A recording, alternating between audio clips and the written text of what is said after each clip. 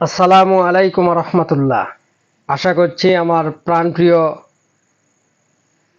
বন্ধুরা ভালো আছেন। আমিও আছি, আল্লাহর রহমতে আপনাদের দোয়াই ভালো আছি। আজকে একটা ভিডিও নিয়ে আসলাম। আসলে এই একটা কথা শুনতে শুনতে মানে কানটা ঝালাপোলা হয়ে যাচ্ছে। যেমন যে বাসের মাপ কিভাবে বুঝবো, এই বাসের মাপের উপরে আমার ভিডিও দেওয়া আছে, আমার চ্যানেলে দেখলেই পাবেন।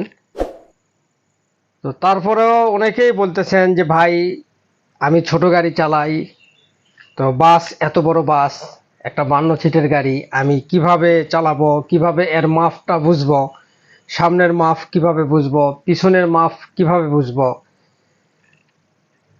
এই ভাইদের উদ্দেশ্যে আজকে আবারও এই বাসের মাপ নিয়ে একটা ভিডিও নিয়ে আসলাম। আশা করছি ভিডিওটি সম্পূর্ণ দেখবেন, ছোট্ট একটু ভিডিও, তাহলে কিছুটা হলেও ধারণা পাবেন ইনশাআল্লাহ। দেখেন, প্রত্যেকটা জিনিসের একটা পরিমাপ আছে। আপনি বাস বলেন, প্রাইভেট কার বলেন, মাইক্রোবাস বলেন, কোস্টার, যেটাই চালান না কেন, প্রাথমিক অবস্থায় আপনি যখন স্টিয়ারিংয়ে বসবেন, অবশ্যই এটা একটা বিশাল পাহাড়ের মতো মানে মনে হবে যে এই জিনিসটা আমি কিভাবে কন্ট্রোল করব, এত বড় গাড়ি কিভাবে, কতটুকু রাস্তা দিয়ে যেতে পারবো। এটা সব গাড়ির ক্ষেত্রে প্রাথমিক অবস্থায় মনে হবে।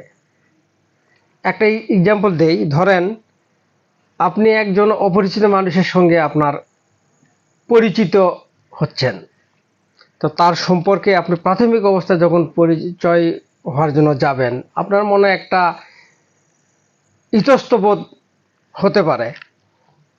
তো এরকম তার সঙ্গে ফার্স্ট দিন পরিচয় হলো, এরকম পরের দিন আরেকবার দেখা হইলো, এই যে এইরকম করতে করতে একটা পর্যায়ে তার সঙ্গে আপনার বন্ধুত্ব সম্পন্ন একটা হয়ে যায়।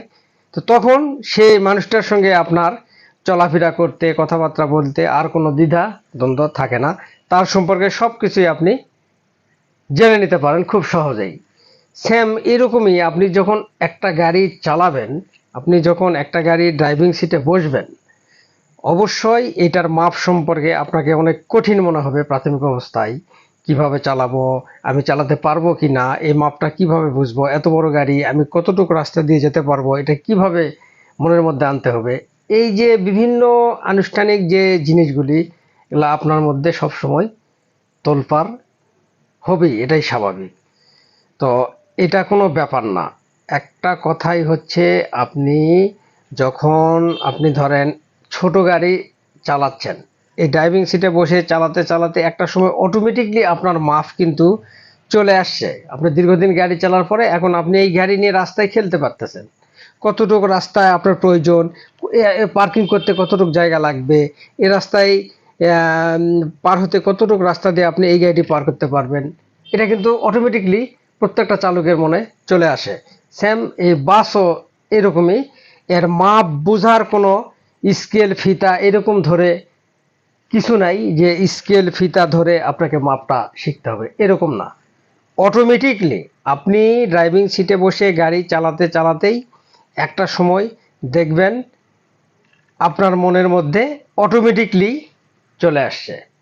হ্যাঁ, প্রাথমিক অবস্থায় যখন আপনি বাসের ড্রাইভিং সিটে বসবেন, আপনি ছোট গাড়ির থেকে বড় গাড়ি ড্রাইভিং সিটে বসছেন, আপনি মাপটা বুঝতে পারতেছেন না। আপনি আগে ফাঁকা রাস্তায় চালান, কিছুক্ষণ চালান, এরপরে আপনি ডানে ঘুরতেছেন, আপনি লুকিং গ্লাসে দেখবেন আপনার কতটুকু জায়গা লাগে, আপনার বামে লুকিং গ্লাসে ফলো করবেন। আপনার গাড়িটি যদি বেশি কাটেন, বামে কোনো গাড়ি থাকলে বা কোনো ওয়াল যদি থেকে থাকে তাহলে লেগে যাবে, এইভাবে আপনি লুকিং গ্লাসে ফলো করেন। বা আপনার সহকারী একজন থাকবে বাসে, হেল্পার বলেন আর সহকারী বলেন, তার হেল্প নেন। ডান দিকে ঘুরতেছেন, আপনি দেখেন পিছনে আপনার চাকা পিছনে কোথাও আইল্যান্ডে উঠতেছে কিনা, গ্লাসটা খুলে একটু মাথাটা বের করে দেখেন। এইভাবে প্রাথমিক অবস্থায় জিনিসগুলি আপনার নিজের মনে আনতে হবে, এটা কোনো ব্যাপার না।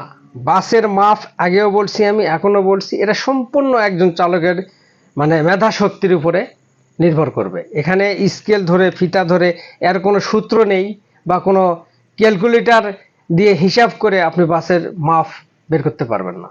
এটা আপনি চালাতে চালাতে অটোমেটিকলি একটা সময় আপনার এসে যাবে।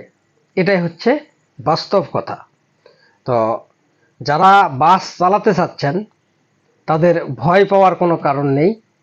আপনি আগে চালান, আপনি যে কোনো জায়গায় যান, আপনি ইনস্টিটিউটে চালান বা কোনো একজন চালকের সঙ্গে চালান, আপনি আগে ড্রাইভিং সিটে বসেন।